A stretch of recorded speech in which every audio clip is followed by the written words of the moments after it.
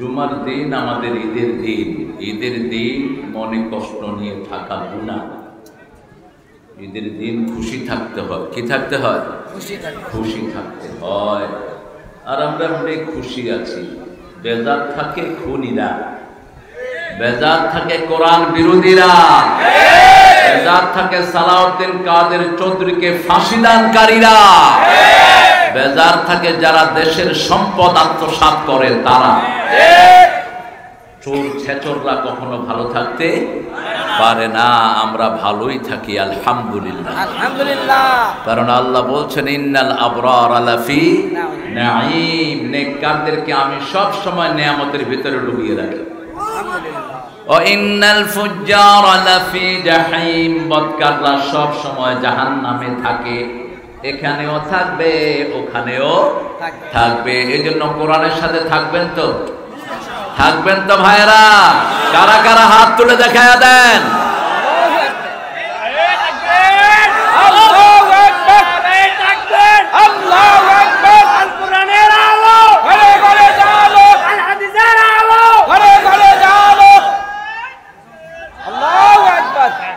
স্বাধীনভাবে আপনারা স্লোগানও দিতে পারেন। আল্লাহু আকবার স্লোগান দিলেও কোন কোন ওসি চোখ গরম করত। এখন আমরা চোখ গরম করব, ওরা ঠান্ডা থাকবে। কোরআনের মাহফিল করব, একবার ওসির কাছে যাও, একবার ডিসির কাছে যাও, একবার এসপির কাছে যাও, ঠিক না ঠিক? এরপরে এমপি সাহেব বললেন হবে না। এটা অবশ্য আপনাদের শিবগঞ্জে হয়নি। হোসে হোসে এখন হবো। জমিন আল্লাহর, কথা বলবো কার?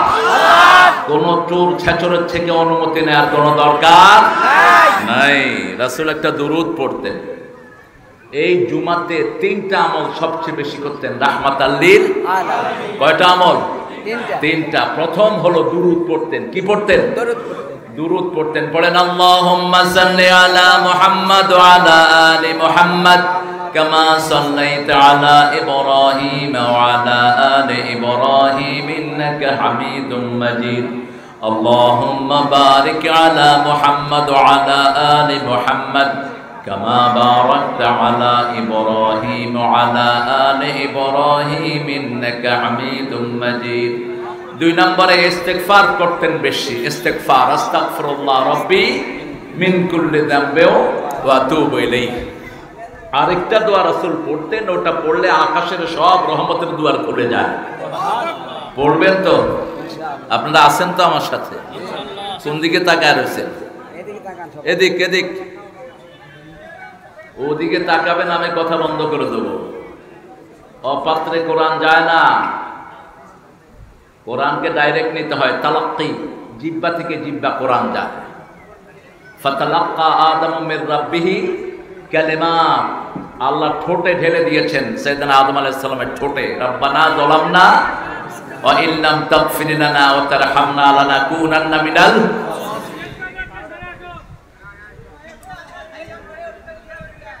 কি কথা বলতেছে? মিডের ভাইটা যে সাইড লান চালু করতে চলে যান। পড়েন আল্লাহু আকবার, আল্লাহু আকবার কবীরা, আলহামদুলিল্লাহি কাসীরা, সুবহানাল্লাহি বুকরাতান ওয়া আসীলা, সুবহানাল্লাহি ওয়া বিহামদিহি আদাদা খালকিহি ওয়া রিদা নাফসিহি ওয়া জিনাতা আরশিহি অমেদাদা কালিমাতিহি। প্রশংসা করব কার? তাহলে নেয়ামত বাড়িয়ে দিবেন কে? উত্তরবঙ্গে প্রশংসা বেশি, উত্তরবঙ্গে নেয়ামত বেশি। গত 30 বছর বাংলাদেশ শাসন করছে কারা? কারা? উত্তরবঙ্গ। 2 মহিলা শাসন করেছে। দুজনের শ্বশুর বাড়ি কোথায়? কথা কন না কেন? কোথায়? একজন গাবতলী, আরেকজন কোথায়? অংপুর, বাহে অংপুর। আর এই যে বৈষম্য বিরোধী আন্দোলনের নেতৃত্ব দিল, তাও কোথায়? চিৎকার করে বলেন। ছেলেটার নাম কি? হ্যাঁ, সৌভাগ্যবান, সৌভাগ্যের পিতা সাঈদ। আল্লাহ সাঈদ সহ যতজন রক্ত দিয়েছে সবার রক্তকে আপনি শহীদের রক্ত হিসেবে কবুল করেন। সালাউদ্দিন কাদেরকে জান্নাতুল ফেরদাউস দান করেন। আমিন। মতিউর রহমান নিজামী সহ যাদেরকে ফাঁসি দেওয়া হয়েছে সবাইকে আপনি জান্নাত দিয়ে দেন। আমিন। অনেক কষ্ট হয়েছে এই মাহফিলটা। এই মাহফিলটার সাথে আসমানের একটা সম্পর্ক আছে। মাহফিলটা দিলেই বৃষ্টি হয়, এটা ভালো জিনিস। এলাকা যদি বৃষ্টি না হয় ছেলেকে বলবেন তোমরা মাহফিল দাও, বৃষ্টি হয়ে যাবে। গত মাসে দিল, কোন মাসে জানি বৃষ্টি, 9 তারিখ। এই এখন দিছে আবার বৃষ্টি। খায়ের ভরা ও ভুরঘাটা জামে মসজিদ উন্নয়ন কল্পে আজকের তাফসিরুল কোরআন মাহফিলের সম্মানিত প্রধান অতিথি অধ্যক্ষ মীর শাহে আলম ভাই, উনি এর আগে অনেক সময় অপেক্ষা করেছিলেন আমাদের জন্য। তো বৃষ্টির কারণে আমরা আসতে পারিনি। আল্লাহ শাহে আলম ভাইকে ইসলামের জন্য কবুল করুন, তার পরিবারকে আপনি কবুল করুন, তার জীবনের গুনাহগুলো মাফ করে দিন। আরো আসতে বলেন আমিন। আরে ভাই, আরেকজনের জন্য আমিন বললো তো নিজের জন্য কবুল হবে, বলেন আমিন। স্বার্থ আছে যেখানে আমরা আছি, স্বার্থ ছাড়া তো আল্লাহ কিছু দেন না। আল্লাহর প্রত্যেকটি কাজে সওয়াব আছে না নাই? 10 থেকে 700 গুণ, 10 থেকে 700 গুণ। সেটা আপনি মিস করবেন কেন? রাসূল বলছেন যে অন্যের জন্য দোয়া করে, মুসলিম শরীফের হাদিস, আগে দোয়াটা তার জন্য আল্লাহ কবুল করে নেয়। এবার বলেন আমিন। এখানে এসছেন, আমাদের সভাপতিত্ব করেছেন আলহাজ শরীফুল আলম শরীফ সাহেব। আপনি কই? ও প্রথম দিন হয়েছে। আবার ডক্টর নজরুল ইসলাম সাহেব 22,000 আসতেন নাকি? গতকাল হয়ে গেছে, আলহামদুলিল্লাহ। মৌলানা আব্দুল ওহাব জাফরি সাহেব ছিলেন গতকাল। আজকে আমাদের আলহামদুলিল্লাহ দ্বিতীয় দিনের সভাপতিত্ব করছেন জনাব মোহাম্মদ ফারুক আহমেদ, ব্যবস্থাপনা পরিচালক মা ইলেকট্রনিক্স, নাগর বন্দর, শিবগঞ্জ, বগুড়া। ফারুক নামের লোকেরা রাগী হয় খুব। ফারুক মানি রাগী, এক কূপে কাফের মেরে ফেলে। কয় কূপ? এক কূপ। আবু হুরায়রা হাদিস পড়েছেন, মান ক্বালা লা ইলাহা ইল্লাল্লাহ দাখালা জান্নাহ। ওমর ফারুক এক থাপ্পড়ে তারে ফেলা দিছে। রাসূলকে গিয়ে বলেন, ইয়া রাসূলুল্লাহ, আমি হাদিস পড়ছি, চুয়াড়ও খাইছি। কে মারছে? ওমর। কয় ওমর মারলে ঠিক আছে, কোনো কারণ আছে এটার পিছনে? বলল, ওমর কেন মেরেছো? বলছে, ইয়া রাসূলুল্লাহ, এখন ইসলামের শুরু, এখনই যদি এই হাদিস প্রকাশ করে মানুষ আর ইসলামের দিকে আসবে না, আমল ছেড়ে দিবে। এই সময় গময় বুঝে না, শুধু হাদিস বলে। এটা পরে বলা দরকার, এখন এটা বলার সময়। ঠিক না ঠিক? এখন সারা দেশের মানুষকে আমরা পড়িয়ে দিব লা ইলাহা মুহাম্মাদুর রাসূলুল্লাহ। অবশ্য বাংলাদেশের হিন্দুরাও এটা জানে, কারণ বিপদে পড়লে সবাই এই তোমরা এক সাইডে যাও বাবারা, এক সাইডে যাও। হ্যাঁ, এক সাইডে যাও। ঠিক আছে। আল্লাহ আমাদের ফারুকের 3টা বাচ্চাকে, 2টা মেয়ে, একটা ছেলে, মানহা, যারা, ছেলের নাম আবিদ, আল্লাহ 3 জনকে ওর স্ত্রী সহ কবুল করুন। আমিন। এবার আপনাদের বাচ্চারাও কবুল হয়ে যাবে, বলেন আমিন।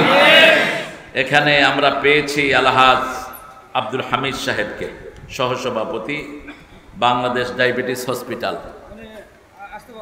ওনার জন্য দোয়া কম করবেন, কারণ উনি দোয়া করে সবার যেন ডায়াবেটিস হয়, নাহলে হসপিটাল চালাবে কেন? মরা মানুষের জিনিস যারা বেছে, এরা কি দোয়া করে বলেন তো? কি দোয়া করে? আল্লাহ মানুষ যেন বেশি মরে যায়, তাহলে জিনিস বেচতে পারবে।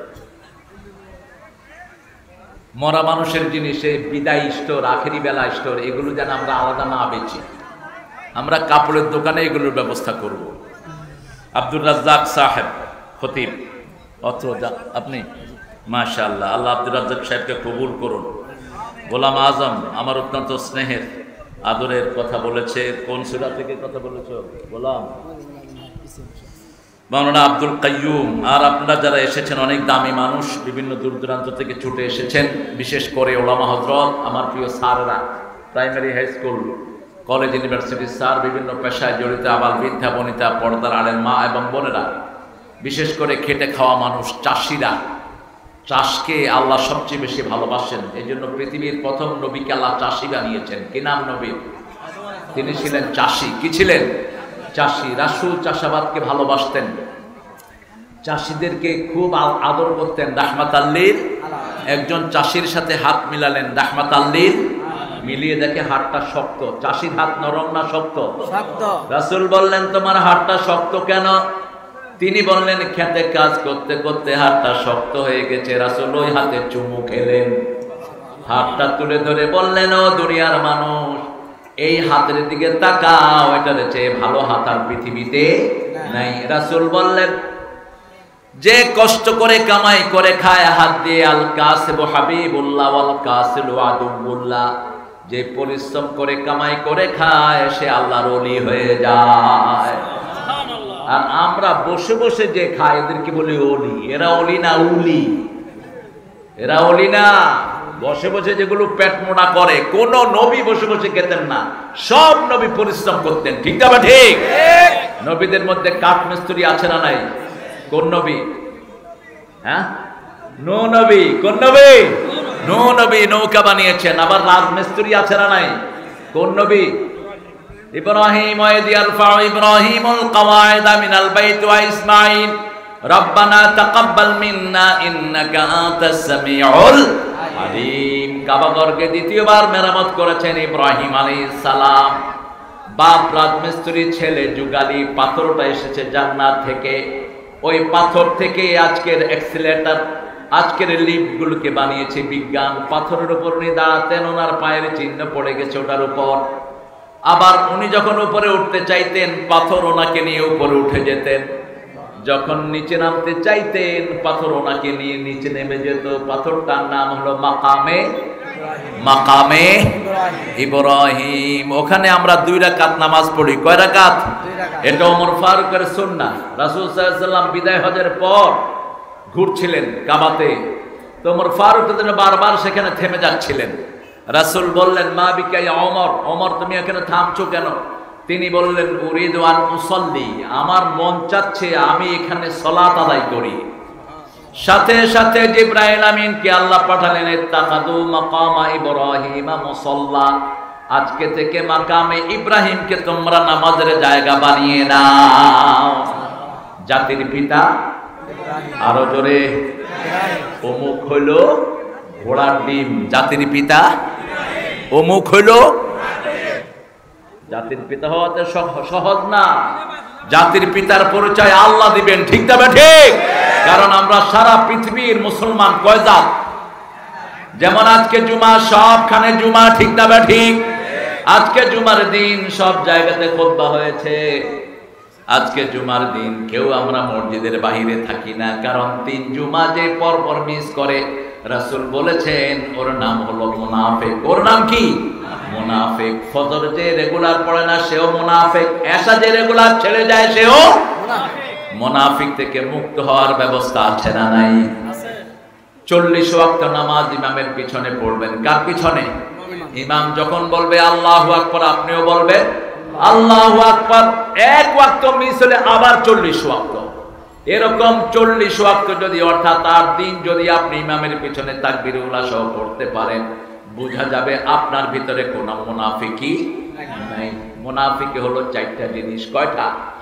কথা বললে মিথ্যা বলবে, এরকম নেতা ছিল কিনা? হেলিকপ্টার থেকে ফালাইছে গুলি, কয় ফালাইছে পানি। হ্যাঁ, কি ফালাইছে? কি ফালাইছে? আমার বাসার উপর দিয়ে গেছে। আমি একদম আই উইটনেস। ওনারা পাখি শিকার করেছেন বাংলাদেশের মানুষকে দিয়ে। গতকালও একটা কোরআনে হাফেজ বিদায় হয়েছে, ছেলেটার নাম সাজ্জাদ। আসরের নামাজ পড়ে বাহিরে এসেছে, তার এখানে গুলি লেগেছে।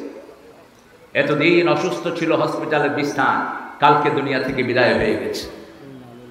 একটা মেয়ে জিপিএ 5 পেয়েছে, গতকাল বিদায় হয়েছে। আপনার ইন্টারনেট দেখলে খোঁজগুলো পেয়ে যাবেন।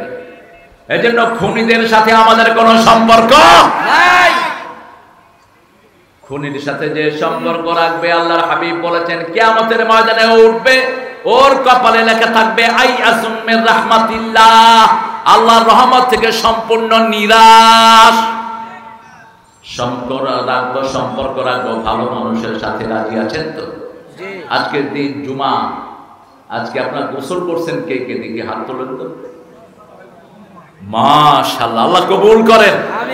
আরো চিৎকার করে বলি আমিন। রাসূল বলছেন আমি গোসল করা জুমার দিন ফরজ করে দিলাম। কি করে দিলেন?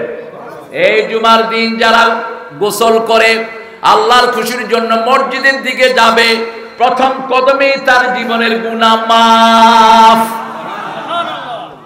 দ্বিতীয় কদমে জান্নাত তার দিকে আসবে। আরো আস্তে করে সুবহানাল্লাহ। তৃতীয় কদমে তার মর্যাদা বাড়ায়া দেব। আস্তে আস্তে যখন মসজিদে যাবে আমি জান্নাতটা তার জন্য সাজায়া দেব। সবাই মসজিদে গেছেন তো? গেছেন তো?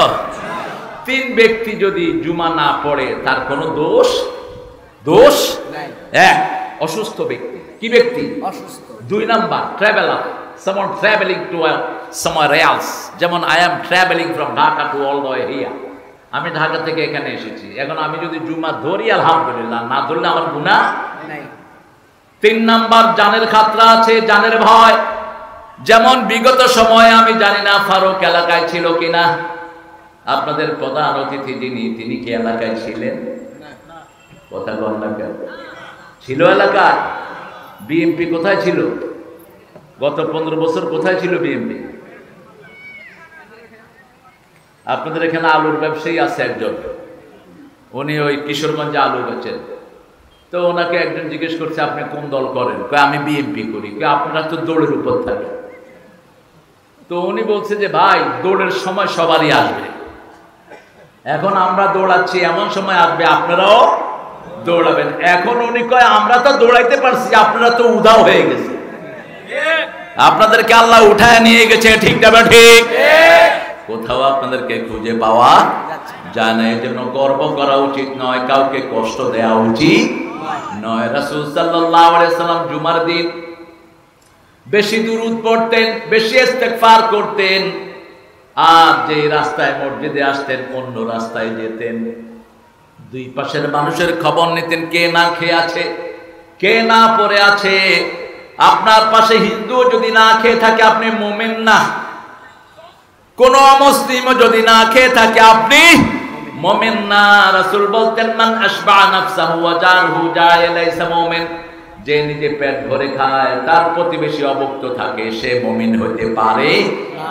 প্রতিবেশী যে কোনো ধর্মেরই হতে পারে, বেনমাজি হতে পারে, হিন্দু হতে পারে, তার ঘরে আপনি খাবার পৌঁছাবেন, আপনার উপর খুশি হবেন কে? আল্লাহ খুশি হবেন। আমরা আজকে সূরা জুমা থেকে কথা বলবো। একটা সূরা আছে কি নাম?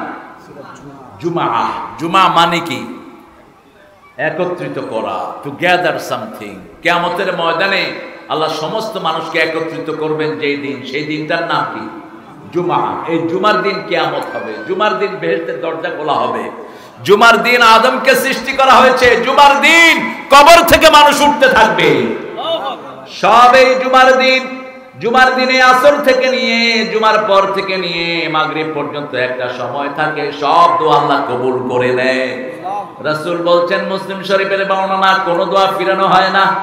এজন্য জুমার দিন মুসলমানদের দরকার সব সময় ভালো অবস্থায় থাকা, ভালো কথা বলা, ভালো পরামর্শ দেয়া, কারো জিনিসপত্র চুরি না করা, কাউকে মিথ্যা কথা না বলা, মিথ্যা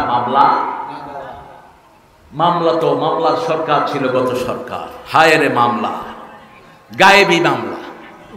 এক বেটা থাকে শিবগঞ্জ, মামলা হয়েছে বগুড়া। আপনাদের হয় না? অবশ্য হসে বেশি না কম হসে। আল্লামা সাইদি সাহেবকে দিল জিনার মামলা। ওনার এই কষ্ট সহ্য করতে না পেরে ওনার বড় ছেলে হার্ট অ্যাটাক করে মারা গেছে ওই এজলাসের মধ্যেই।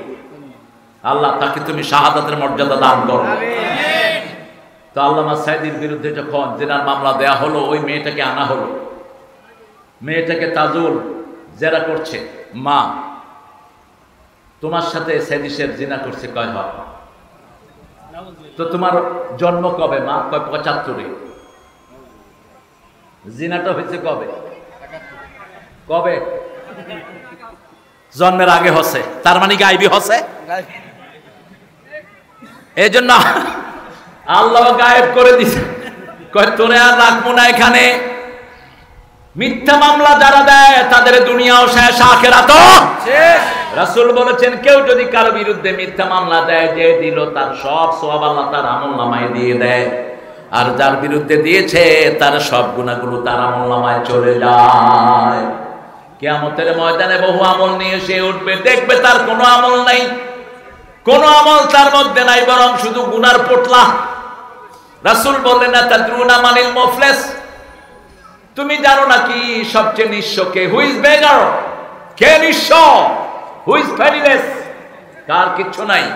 সাহাবায়ে কেরাম বললেন যার টাকা পয়সা নাই সে নিঃস্ব। রাসূল বললেন না, নামাজ রোজা হজ যাকাত দান সদকা নিয়ে যাবে, কিন্তু কাউকে গালি দিয়েছে, কারো বিরুদ্ধে মিথ্যা মামলা দিয়েছে, বিবির থেকে যৌতুক খেয়েছে, বিবিকে মেরেছে, বিবিকে ঘরে ঠিকমতো থাকতে দেয়নি, প্রতিবেশীকে থাকতে দেয়নি, পাওনাদারগুলো গিয়ে তাকে ভিড় করবে। কেউ নামাজ নিয়ে যাবে, কেউ রোজা নিয়ে যাবে, কেউ হজ নিয়ে যাবে, কেউ যাকাত নিয়ে যাবে, নিতে নিতে তার মধ্যে দেওয়ার মতো আর কোনো আমল, কিন্তু পাওনাদার শেষ হবে না। আল্লাহকে বলবে, আল্লাহ আমরা তো পাই, হে আমার জিনিস নিয়েছে, আমাকে মিথ্যা মামলায় জড়িয়েছে, আমার বিরুদ্ধে সাক্ষী দিয়েছে। আল্লাহ বলবেন এখন তোমাদের গুনার বোঝাগুলো তার ঘাড়ে চাপিয়ে দাও। এইভাবে নিজের সব শেষ হয়ে সে জাহান্নামী হয়ে যাবে। আল্লাহ আমাদেরকে হেফাজত করুন। আরো চিৎকার করে বলি আমিন। সূরা জুমাতে আল্লাহ বলছেন, ইয়া আইয়ুহাল্লাযীনা আমানু ইযা নুদিয়া লিস-সালাতি মিন ইয়াউমিল জুমআহ ফাসআউ ইলা যিকরিল্লাহি ওয়া দারুল বাই', যালিকুম খায়রুল লাকুম ইন কুনতুম তা'লামুন। আল্লাহু আকবার। আরো আস্তে আল্লাহু আকবার। এখন আস্তে কোন কে? চিৎকার করে কর আল্লাহু আকবার। এটা কোন দলীয় স্লোগান না, এটা কার স্লোগান? আল্লাহর স্লোগান। আল্লাহর বান্দারাই তো আল্লাহু আকবার বলবে, ঠিক না? ঠিক। দলীয় স্লোগান হলো জয়, জয় হলো হিন্দুদের স্লোগান। এটা যেন মুসলমান কখনো মুখে না আনে, এটা মুসলমানের শব্দই না। মুসলমানের শব্দ কি? আমাদের সন্তান জন্মগ্রহণ করেছে, তার কানে কি দিব? মসজিদে যাব কি বলবো? জানাজায় দাঁড়াবো কি বলবো? সবখানে কার বড়ত্ব বর্ণনা করব? আল্লাহর বড়ত্ব। আল্লাহ বলছেন, ইয়া আইয়ুহাল্লাযীনা আমানু, ও মুমিনেরা, ইয়া আইয়ুহাল্লাযীনা আমানু, তোমরা যারা ঈমান এনেছো। আমরা ঈমান এনেছি তো? আপনারা কি সবাই মুমিন? সবাই মুমিন? আল্লাহ কবুল করুন। আরো চিৎকার করে বলেন আমিন। যে মুমিন সে কখনো কারো জমিদারি ফেলতে পারে না, যে মুমিন সে কখনো যৌতুক খেতে পারে না, যে মুমিন সে কোনো আল্লাহর দল ছাড়া অন্য কারো দল করতে পারে না, যে মুমিন সে কখনো কোনো ভাইকে কষ্ট দিতে পারে না, যে মুমিন সে কখনো কারো গীবত করতে পারে না। আল্লাহ আমাদেরকে মুমিন হিসাবে কবুল করেন। যখন মুয়াজ্জিন আযান দেয় জুমার জন্য, ফাসআউ ইলা যিকরিল্লাহি ওয়া দারুল বাই', তোমরা ব্যবসা বাণিজ্য বন্ধ করে আল্লাহর জিকিরের দিকে যাও। কোথায় যাও? জিকিরের দিকে যাও। যালিকুম খায়রুল লাকুম ইন কুনতুম তা'লামুন, এটা দুনিয়ার জন্য ভালো, আখিরাতের জন্য ভালো যদি তোমরা জেনে থাকো। আপনি মারা গেলে লোকেরা বলবে আপনি কেমন ছিলেন, অন্য লোকেরা বলবে আপনি ভালো ছিলেন, ঠিক না? ঠিক। কিন্তু আল্লাহর কাছে আপনি ভালো হওয়া চাই। আল্লাহর কাছে ভালো হতে হলে আযান যখন হবে সব আমরা বন্ধ করে দেব। আযান আছে যেখানে আমরা আছি সেখানে, নামাজ আছে যেখানে আমরা আছি সেখানে। 16 বছর একটা হলে আযান বন্ধ ছিল। কোন হল? আপনারা খবর রাখেন না? সলিমুল্লাহ মুসলিম হল। যেই সলিমুল্লাহর নামে ঢাকা ইউনিভার্সিটির সবগুলো জায়গা যার ছিল, ঢাকা মেডিকেল বুয়েটের জায়গা যার ছিল, তার হলে 16 বছর আযান বন্ধ। আমরা আযান চালু করব, আমরা 5 ওয়াক্ত নামাজ পড়ব। রাজি আছি তো? একটু হাত তুলে দেখেন কারা কারা নামাজ পড়বেন।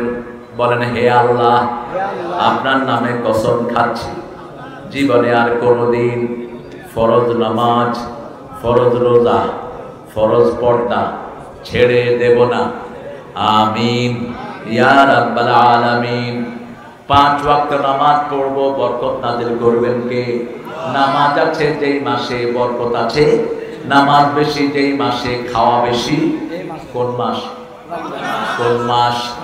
রমজান মাসের মতো যদি সারা বছর নামাজ পড়ে আমাদের বরকত বাড়িয়ে দিবেন কে? দেশের এত সম্পদ চুরি হয়েছে, তারপরে আমাদের দেশে শান্তি আছে, ঠিক না বা ঠিক? কারণ আমাদের দেশে অধিকাংশ মানুষ নামাজ পড়ে। কি পড়ে? যেমন জুমার দিন আজকে মুসল্লির সংখ্যা বেশি না কম? কিন্তু ফজরে মুসল্লি কম, আসরে মুসল্লি কম, এশায় মুসল্লি কম। 5 ওয়াক্ত যদি কোন এলাকার লোক নামাজ পড়তো, আল্লাহ বলছেন ওয়ালাউ আন্না আহলাল কুরআ আমানু ওয়াত্তাকাউ লাফাতাহনা আলাইহিম বারাকাতিম মিনাস সামাই ওয়াল আরদ। যদি কোন এলাকার লোক ঈমান এনে আমি আল্লাহকে ভয় করে, আমি তাদের জন্য আকাশ জমিনের সব বরকতের দুয়ার খুলে দেই।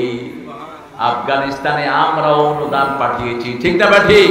আমাদের লোকেরা ডাল চাল নিয়ে গেছে। আফগানিস্তানের অবস্থা এত খারাপ ছিল, $1 250 আফগানি পয়সা দিতে হতো, আর এখন মাত্র 60 আফগান পয়সা দিলে $1 পাওয়া যায়। পৃথিবীর 3 নম্বর অর্থনীতি আফগানিস্তান, শুধুমাত্র 3টা কাজ করেছে। কয়টা? আল্লাহর আইন কিছুটা চালু করেছে, মেয়েদের বাহিরে যাওয়া বোরকা ছাড়া নিষেধ, 1 নাম্বার। 2 নাম্বার, নামাজ কেউ ছাড়তে পারবে না। 3 নাম্বার, যাকাত দিতেই হইবে। এখন এত আনার হয়েছে, আনার খেতে খেতে এখন দেশে বিদেশে পাঠাইতে পাঠাইতে ওটা হলো আনারের দেশ। কিসের দেশ? আনারের দেশ। বাংলাদেশে এরকম বরকত হতে পারে, যেমন ড্রাগন হয় এখন বাংলাদেশে, ঠিক কিনা? এই ড্রাগন আগে আমরা 700 টাকা দিয়ে কিনতাম, এখন কত? এখন কত? মাত্র 200। আপনারা যদি নামাজ ঠিক মতো আদায় করেন, 50 টাকায় ড্রাগন খাওয়াবেন কে? আল্লাহ। আল্লাহ খাওয়াবেন, বরকতের দুয়ার খুলে দিবেন। এমনি আমাদের দেশে অনেক বরকত, কারণ নামাজি আছে। তবে নামাজি 5 প্রকার। কয় প্রকার? Daily, weekly, seasonal, electional, occasional. কিছু আছে 5 ওয়াক্ত নামাজি, এদের সংখ্যা খুবই কম। 2 নম্বর হলো শুধু জুমার দিন যা। 3 নম্বর হলো রমজানে, কথা বল না কেন? 4 নম্বর বিপদ হলে কোন দিকে যায়? যেমন করোনা এসেছে, সবাই কোথায় গেছে? ওযু থাক আর না থাক, আল্লাহু আকবার। 5 নম্বর হলো ইলেকশন আসলে নেতা সাহেব ওযু থাক আর না থাক মানুষের সাথে আল্লাহু আকবার।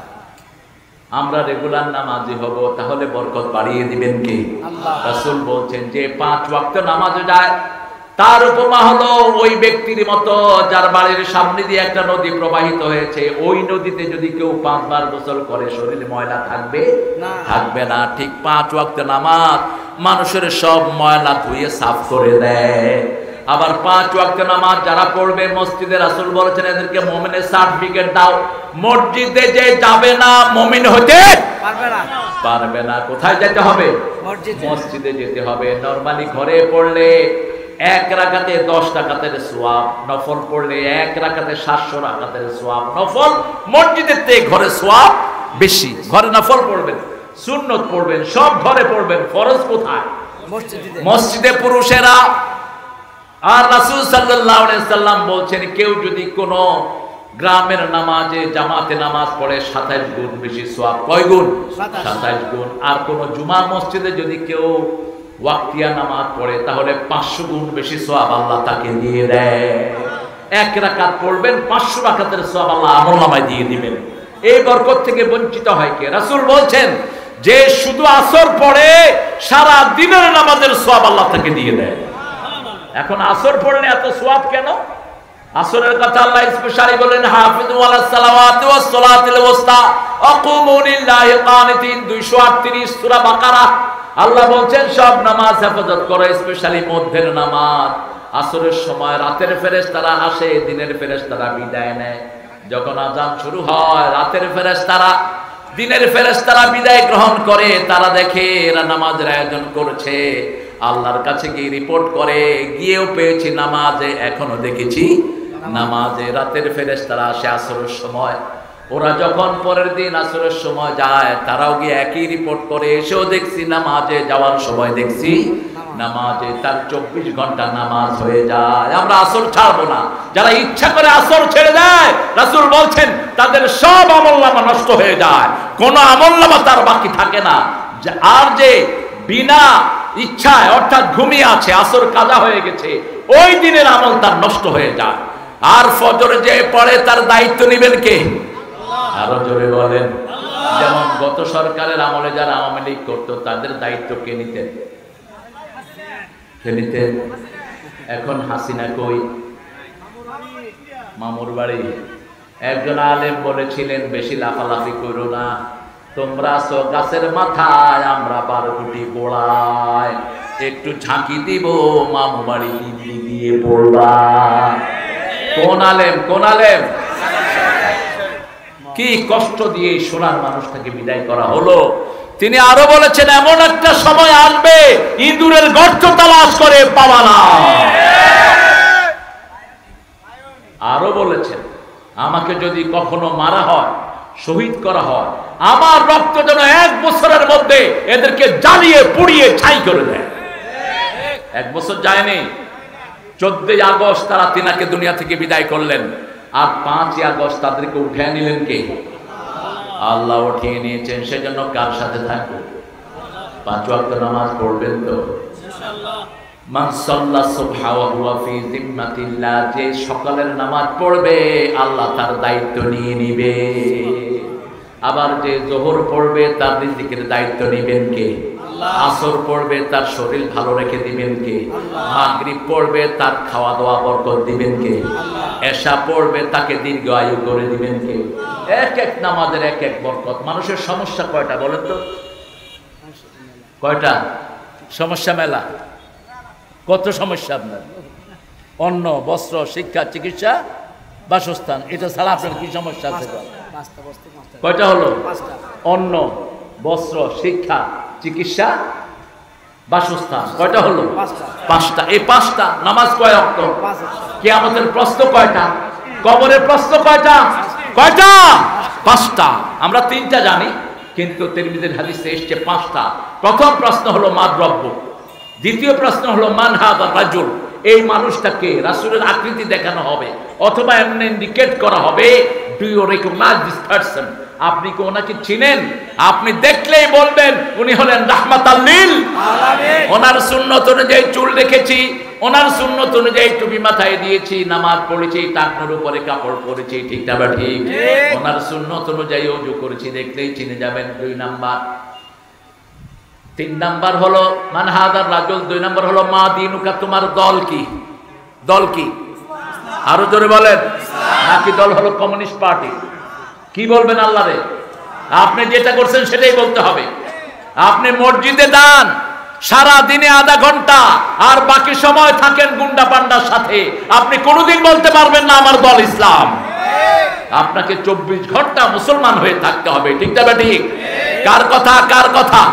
আল্লাহর কথা। ইয়া আইয়ুহাল্লাযীনা আমানু তাকুল্লাহা হাক্কা তুকাতিহি ওয়া লা তামুতুন্না ইল্লা ওয়া আনতুম মুসলিমুন।